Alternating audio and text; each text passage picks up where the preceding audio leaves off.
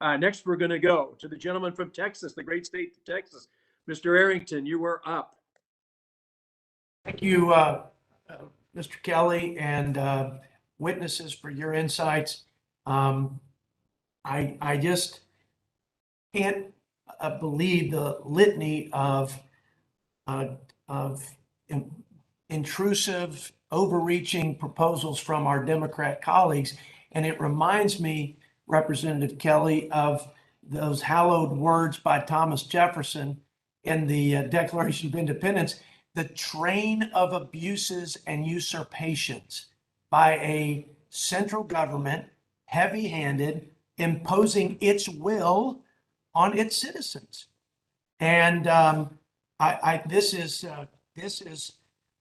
in the long line of things like, if you don't purchase government health care, you'll be fined by your government. If you don't give certain benefits, retirement benefits in this tax and spend proposal, you'll be taxed and fined. And so the list is long, but now we're talking about something as fundamental as our citizens' privacy.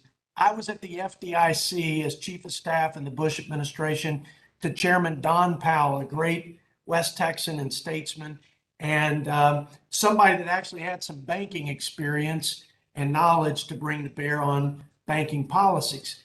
What the American people, I think, appreciate, especially in rural communities, the impact that banks have as the hub of economic activity in our communities and our regions, and all they do to take a risk, extend credit for people to buy homes, cars, send their kids to college.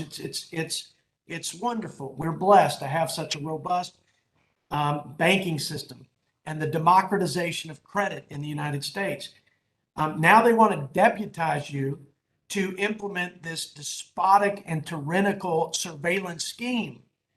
Now, apart from the big concerns of privacy, people don't appreciate all the layers of regulation and the cost associated that are passed to consumers. Bank secrecy, Patriot Act, Sarbanes-Oxley, Dodd-Frank, and it's an endless list. So would the bankers explain and describe the cost associated, the cumulative effect, and how that plays out into the pocketbooks of our citizens and your consumers? And I yield back. I'd ask any of the bankers to comment on that. I'll jump in. I mean, it's, we're a small bank. We have about 100 employees. And I think Clement said previously, all of my employees have some responsibility for compliance. And that's true of our bank as well. But we have 2 fully dedicated staff members that are completely 100% focused on compliance. This will probably add a 3rd person, but it's totally unproductive cost. I mean, I understand the need to be compliant and obey laws and regulations, but ultimately those costs get passed back to the consumer in the form of higher rates on loans.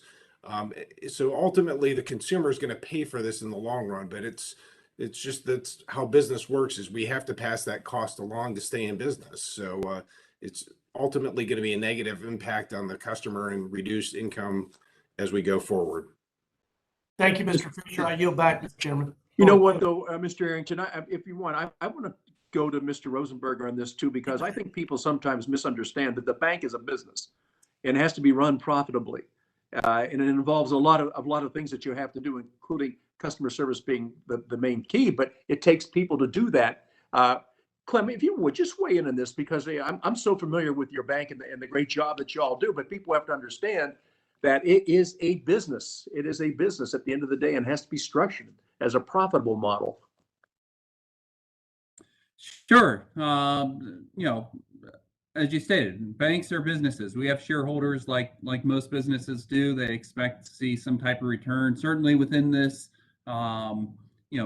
interest rate environment right now with compressed margins, it's harder and harder to have those returns. So any additional costs have to be justified and either absorbed somewhere or passed on to our customer base. And certainly we struggle like every other business to try to not pass on costs, but at the end of the day, a return is expected by the shareholders. But I think we need to make sure that the costs here are not just on the banking side.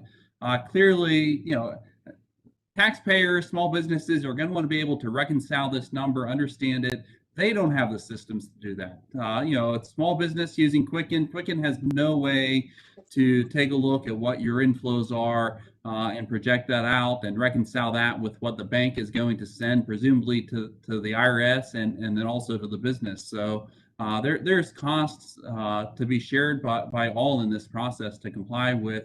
At the end of the day, a dragnet that is not the right tool to get the job done. Okay. Thanks, Fred.